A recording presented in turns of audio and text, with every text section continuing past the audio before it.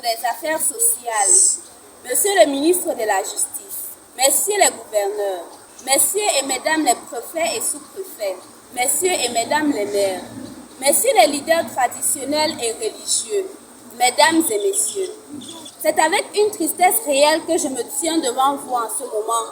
J'aurais aimé ne pas avoir cette rencontre, mais puisque la cause de notre mobilisation est grave et frappe en plein fouet la sécurité de la femme, alors je suis là, triste mais combative. En date du 14 mai 2023, 29 femmes ont atrocement perdu la vie en 81 jours seulement. Ces femmes, ces épouses étaient des mères, des professionnels dévoués. Elles avaient des rêves. Constat alarmant, les auteurs de ces féminicides sont des compagnons ou alors des ex-compagnons pour la plupart. Chers compagnons, à titre de rappel ou d'information, vous n'avez aucun droit de vie ou de mort sur un être humain, fût-il votre compagne ou pas. Ceci sous peine de poursuite judiciaire selon les dispositions prévues par le Code pénal camerounais. En cas de traumatisme, faites-vous écouter. Le ministère de la Promotion de la Femme et de la Famille a des représentations dans toutes les régions, dans tous les départements du Cameroun. Faites-vous écouter pour éviter le drame. J'encourage l'éducation à la tolérance en milieu scolaire et plus encore en milieu familial. J'en appelle au ministre de la Justice ici présent d'adopter dans ses actions une approche centrée sur la sécurité de la femme et de la fille. J'encourage les autorités traditionnelles et religieuses à une dénonciation sincère des bourreaux des féminicides. Une autre menace qui pèse sur la femme camerounaise aujourd'hui se cache sous un autre aspect. Une violence silencieuse mais aussi meurtrière que la précédente. Il s'agit du déni de ressources et d'opportunités. Empêcher la femme de travailler, c'est mettre un frein à l'épanouissement de votre famille. Empêcher la femme de jouir du fruit de son travail, c'est freiner le développement de votre communauté. Que de mauvais stéréotypes sur la femme autonome menacent nos mentalités aujourd'hui.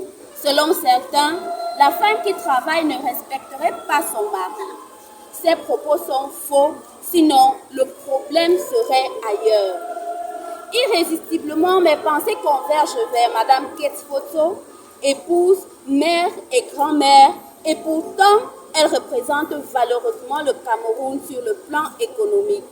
Malgré sa réussite économique, elle ne fait pourtant pas parler d'elle. Chers messieurs, soutenons la femme dans ses activités génératrices de revenus, sinon vous serez en retard. Le 6 avril dernier, sous décret présidentiel, 2 femmes ont été élevées à la tête de 2 préfectures. Encourageons la femme dans ses activités politiques, sous peine d'être en retard à la course pour le développement. Dans la région de l'extrême nord Cameroun, le Lamida de Mokolo a à ce jour déjà élevé 5 femmes au rang de notabilité. Chers leaders traditionnels et religieux, responsabilisons la femme sous peine d'être en retard à la course pour le développement. Je crois en la femme forte et performante. Fort de cette conviction, je ne serai pas surprise, mais alors du tout pas surprise, de voir au prochain décret présidentiel la femme élevée au titre de gouverneur de région, puisque nous avons déjà 11 femmes ministres. Préparons également l'autonomisation de la femme de demain aujourd'hui, en scolarisant davantage la jeune fille. Nous avons tout à y gagner. Je ne saurais terminer mon propos sans citer une femme africaine autonome, originaire de notre pays voisin de Nigeria. Il s'agit de Folorunshò Alakija, épouse, mère, qui avoue avoir réussi grâce au soutien inestimable de son époux.